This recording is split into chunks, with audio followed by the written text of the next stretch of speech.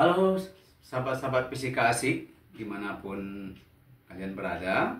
Kali ini kita akan membahas materi fisika yaitu tentang gerak parabola.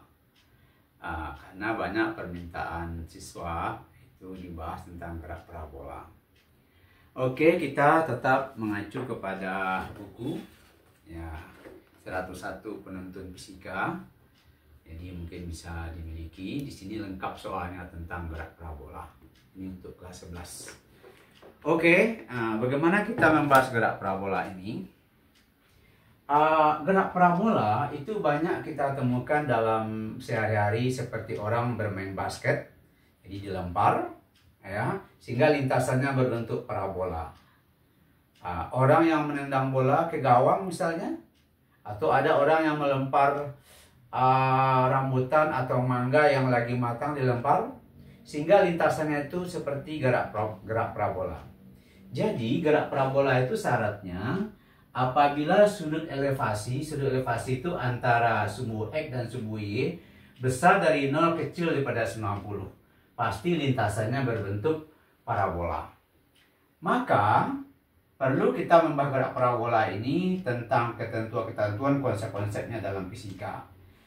Sehingga gerak parabola ini termasuk gerak perpaduan antara GLB dan GLBB. Karena video sebelumnya kita sudah membahas apa itu GLB, apa itu GLBB.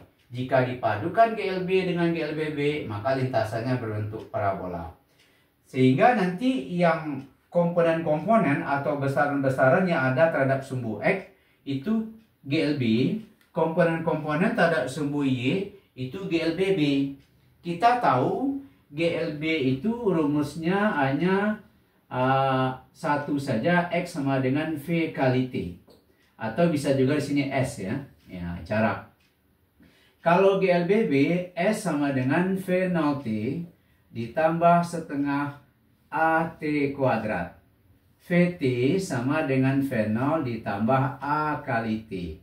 VT kuadrat, V0 kuadrat ditambah 2AS. Boleh dikatakan rumus ini harus dihafal. Ini konsep GLBB ya. Ini GLBB. Gerak lurus berubah beraturan. Ini GLB. Ini GLB.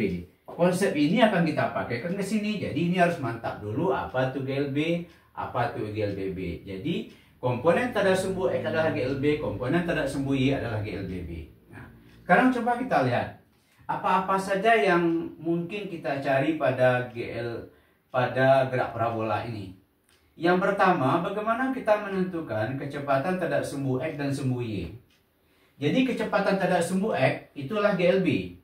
Kenapa dia GLB? Karena begitu dia dilempar kecepatan konstan dia begini sampai dia jatuh lagi.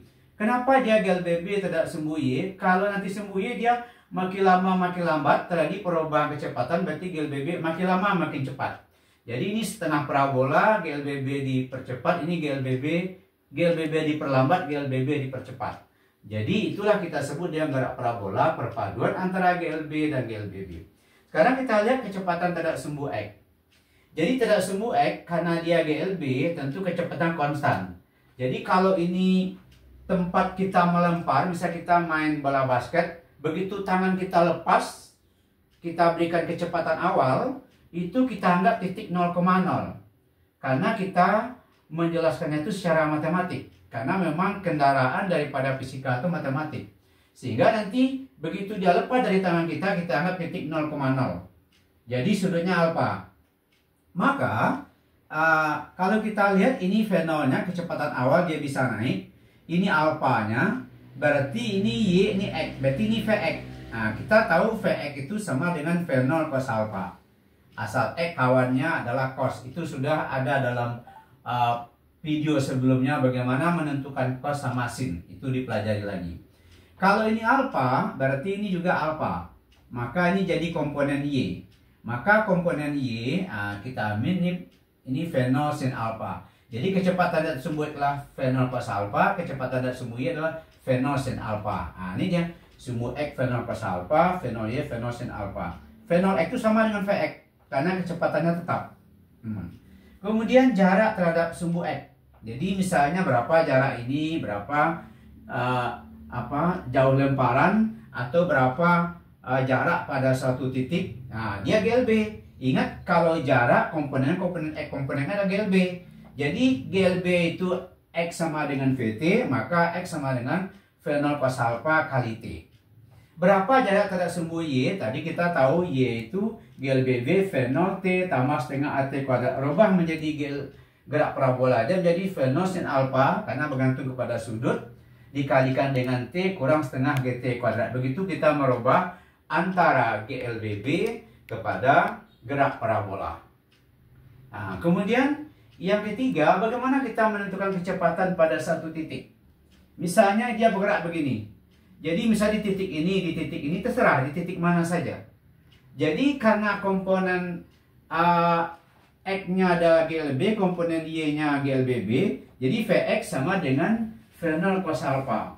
Vy sama dengan V0 sin alpha kurang Vt. Berasal dari rumus ini Vt sama dengan V0 tambah At. Maka dia mempunyai dua vektor kecepatan, vektor terhadap sumbu X, vektor terhadap sumbu Y. Antara Vx dan Vy dia tegak lurus, maka kita pakai Pitagoras. Maka Vv sama dengan akar daripada berapa nilai Vx, berapa nilai Vy dikuadratkan. Sehingga kita pakai Pitagoras karena sudutnya 90. Lihat lagi kenapa di Pitagoras pada permasalahan tentang besaran vektor. Komponen yang keempat yang perlu kita cari, bagaimana kita menentukan waktu untuk mencapai titik tertinggi, kemudian lamanya benda di udara, dan tinggi maksimum. Nah, kalau untuk mencapai titik tertinggi, berarti dia gerakannya vertikal, berarti dia GLBB. Kita pakai GLBB. Vt sama dengan V0 tambah At. Sehingga kita rubah V0 sin alpha kurang GT. Nah, syarat benda sampai di puncak, berarti kan sampai di puncak kan titik B. Berarti ini syaratnya tuh Vy sama dengan 0, sama dengan konsep gerak vertikal ke atas. Setelah benda itu sampai di puncak, membentuk separuh lagi dia gerak parabolanya, maka kecepatan dari sumbu Y-nya hilang. 0 dia. Baru dia mau berbalik arah separuh lagi. Sehingga nanti kalau kita masukkan Vy-nya 0, maka 0 sama dengan V0 sin alpha kurang GT, maka T sama dengan V0 sin alpha per G. Maka waktu dari A ke B itu kita sebut dengan waktu untuk mencapai tinggi maksimum. Jadi kalau ditanya dalam soal nanti berapakah waktu untuk mencapai tinggi maksimum, itu namanya Tmax, atau kita beri nama dari titik A ke titik B. Nah, kemudian ada istilahnya TU lagi. TU itu namanya waktu di udara. Berapa lamanya di benda di udara? Berarti lamanya benda di udara TAB ditambah TBC. Nah, sampai jatuh lagi dia ke tanah itu namanya TU atau TABC atau waktu di udara. Nah, ingat pada gerak parabola kita tidak memperhitungkan masanya, dianggap dia tidak ada gesekan, karena kalau ada gesekan nanti kita bahas pada hukum Newton, sehingga waktu ke atas sama dengan waktu ke bawah. Akibatnya TU waktu di udara 2 kali Tmax. Berarti kalau ini 2, berarti ini 4, 2 tambah 2. Ini dia 2 kali Tmax atau 2 kali V0 sin alpha per G. Yang berikut, berapa tinggi maksimum ini? Berapa tinggi maksimumnya? Nah, menentukan tinggi maksimum berarti dia GLBB. Berarti kita ambil S V0 T tambah setengah AT kuadrat. Rubah dia menjadi gerak parabola. Jadi nanti ini V0 sin alpha, T-nya itu kita pakai Tmax karena kita mencari itu sampai di sini. Jadi Tmax dikurang setengah G T kuadrat berarti Tmax kuadrat. Kalau kita masukkan nilainya ini, masukkan Tmax tadi adalah 2 V0 sin alpha per G, maka kita dapatkan nanti bukan Tmax ya, tapi TU nih. Oh ya, Tmax, benar Tmax. Tmax berarti ini kalau kita ganti nilainya, kita dapatkan nanti Hmax-nya V0 kuadrat sin kuadrat alpha per 2G. Sehingga nilai ini kita sebut dia dengan tinggi maksimum. Jadi kalau nanti ditanya berapakah tinggi maksimum yang dicapai benda, inilah V0 kuadrat sin kuadrat alpha per 2G. Yang berikut, yang kelima, komponen-komponen yang akan ditanya pada gerak parabola secara konsep. Berapa jauh tembakan? Sama dengan orang lempar lembing, lempar cakram ya, tolak peluru, itu yang dinilai berapa ekmak, berapa jauh dia melempar. Nah, itu dia, berapa jauh dia melempar. Berarti jauh melempar itu berarti komponen X. Komponen X itulah GLB. Sehingga nanti dari rumus S sama dengan V kali T atau X V kali T, maka kita dapatkan V0 cos alpha kali TU. T-nya ini adalah lama di udara. Kenapa begitu? Karena waktunya itu dari A ke B ke C, berarti ini lamanya benda di udara, sehingga TU. Kalau kita masukkan nilai TU, ini 2 V0 sin alpha per G, ganti di sini. Ya, jadi dia akan menjadi dia ini 2 V0 sin alpha per G, sehingga nanti kita dapatkan nanti V0 kuadrat sin 2 alpha per G. Nah, gitu. Ini namanya jauh tembakan maksimum. Nah, ini jauh tembakan maksimum. Dengan catatan bahwa sin 2 alpha itu sama dengan 2 sin alpha cos alpha. Ini prinsip matematik. Sehingga nanti ada konsep yang perlu diingat, sudut untuk jauhnya lemparan. Jadi sudutnya itu tergantung pada sin 2 alpha. Sehingga sin 2 alpha itu sama dengan 1. Ingat nilai sin itu maksimum itu berada pada sin 90. Itu lihat video sebelumnya bagaimana grafik sin itu terjadi.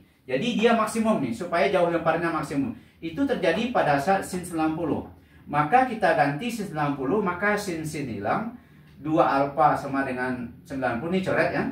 2 alpha sama dengan 90, berarti alfanya 45 derajat. Jadi supaya lemparan kita itu maksimal, maka sudut lemparan itu harus dibikin 45 derajat. Nah, itulah kira-kira konsep yang harus diingat pada gerak parabola. Jadi diulang lagi, tentukan kecepatan terhadap sumbu X. Ini dia, sumbu Y ini dia. Berapa jarak terhadap sumbu X pada satu titik? Nah, ini dia, ini penting ya. Kemudian berapa kecepatan pada satu titik di titik P? Nah, ini dia. Pitagoras dengan catatan cari dulu Vx, cari dulu Vy. Nah, kemudian berapa waktu untuk mencapai tinggi maksimum disebut dengan tembak? Nah, ini dia. Berapa lamanya benda di udara? Nah, ini dia. Ya. Berapa tinggi maksimum? Nah, ini dia. Kemudian berapa jauh lemparan maksimum? Nah, ini dia. Sehingga inilah persoalan-persoalan yang wajib diketahui pada konsep gerak parabola. Oke, mungkin video ini bisa diulang-ulang kembali supaya paham bagaimana konsep gerak parabola, supaya kamu nanti gampang menyelesaikan soal tentang gerak parabola. Selamat mempelajari fisika itu asyik.